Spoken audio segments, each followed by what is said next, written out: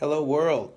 Time to bring you guys Turner Talk number two. The topic today is pulling weight slash weight management. Okay, this is a hot topic. I'm gonna try to keep it short, but sometimes get long winded. Okay, here we go. Uh, first thing about pulling weight is should you cut weight or should you just go at what you weigh naturally?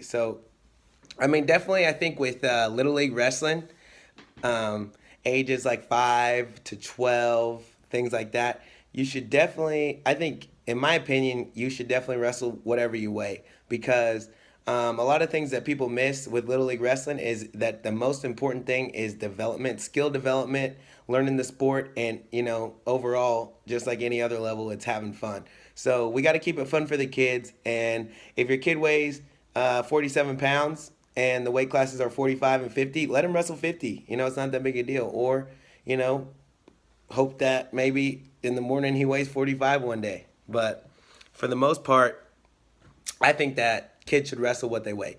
Now, whenever you get to, high school, college, senior level, uh, getting to the right weight is very important. And what I mean by the right weight is a weight where you can compete, and different attributes that you have can allow you to wrestle higher weights. Like, for instance, if you're a faster guy, stronger guy, more explosive guy, you might not have to pull as much weight and be competitive and be able to wrestle at the highest level.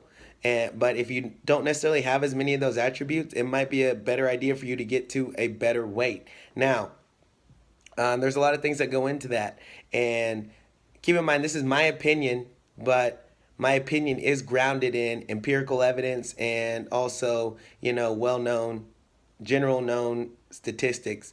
Um, for instance, your body, the male body is like 60 to 70% water, and that's where your weight comes from as well. Like 50 to 60% of your weight is water weight. And, for females, it's a little bit less.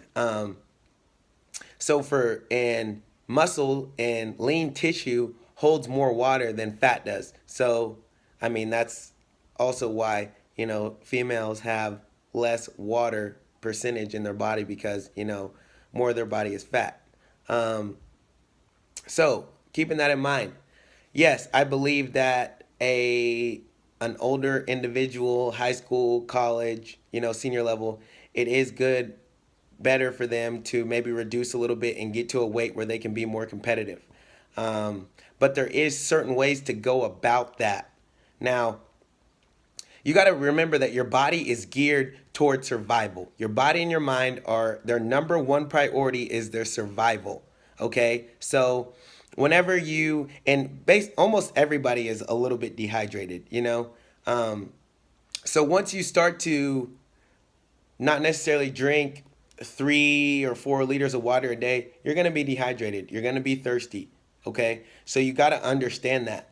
And just because even if you only reduce 5 or 6 pounds, you're still going to be thirsty and your body's still going to be thirsty and still want to trigger you to drink water. Your body is in survival mode at that point and thinks that it could possibly be in the desert, and it will start to hold on to water and it will start to be harder for your water to come out.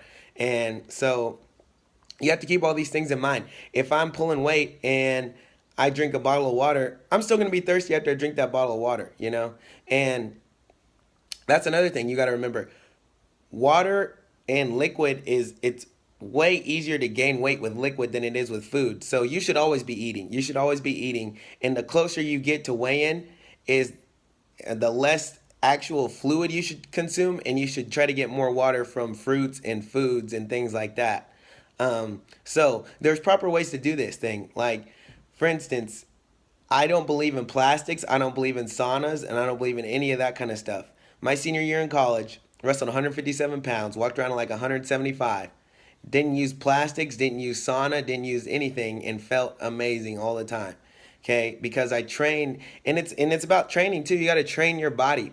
My body knew that it could sweat and lose 7, 8 pounds in a practice in a workout, and that I was going to put that right back in, and that we were going to do it again the next day.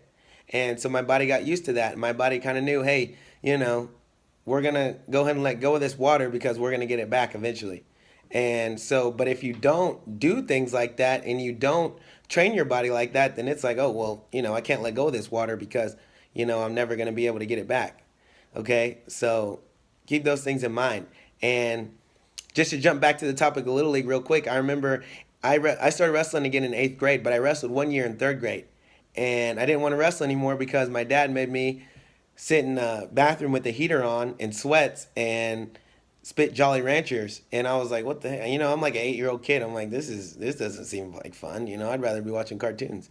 And so you got to keep all those things in mind. Little League is for development and having fun and keeping them and getting them interested in the sport because it's going to be a tough sport anyway. So don't add that extra pressure of pulling weight in because nobody, Cale Sanderson, John Smith, they're not looking at what you did at Little League State in 1998. You know what I mean? They don't care. It's all about what you do at the higher levels, and that's when it starts to become more important to pull weight. So,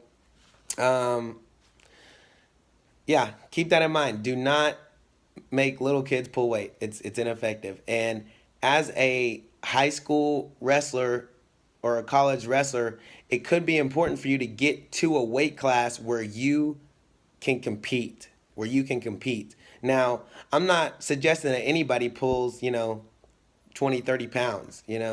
Once you get to college, it's a little bit different deal.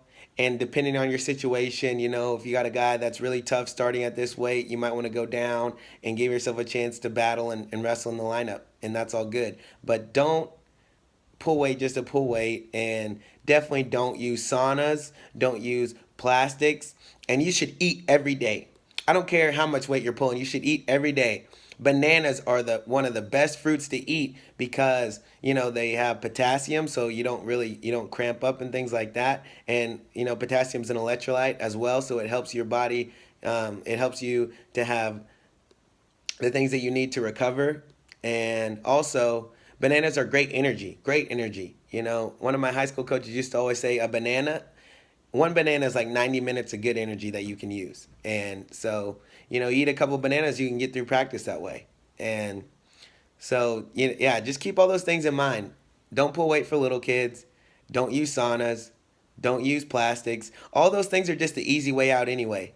All a plastic suit does, it doesn't necessarily help you start your sweat. It's going to be hard to start your sweat regardless. All a plastic suit does is continue your sweat in an unnatural way. It's taking the easy way out. And I mean, in wrestling and in life and everything, the easy way is not necessarily the right way. So you got to make sure that you're doing things the right way. And for me, especially, my senior year in college was the only year that I did not use a plastic suit.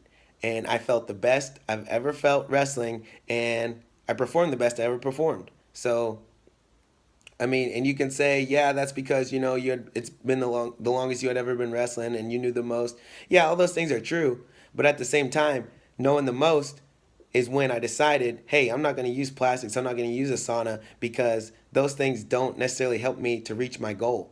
The first time I made weight without plastics and I got in a warm up and I was sweating and feeling good, I was like, wow, I'm never using these again. And I didn't.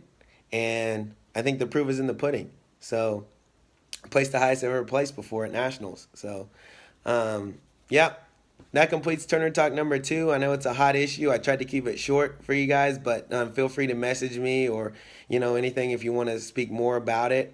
Oh, yeah. One last thing before I go. When you're pulling weight and when you're trying to reduce weight and you're trying to keep a sweat going, you have to be smart with your sweat. Get your sweat busted, get your sweat broken. And the best way to do that is interval training. Like, just running for like 15 or 20 minutes is not the same as maybe sprinting one side, jogging the other side, sprinting one side, jogging the other side, getting on the bike, going like 30-second sprint and a minute just regular pace, 30-second sprint on the bike, minute regular pace. Switching it up on your body is going to help you sweat more because your body is having to do work to adjust. If you run at the same pace for 20 minutes, your body doesn't have to adjust everything. It gets comfortable at that pace. So it's not going to help you sweat, or it's not going to encourage sweating. So, yeah. That's all I got for today. Turner Talk number 2. Thanks.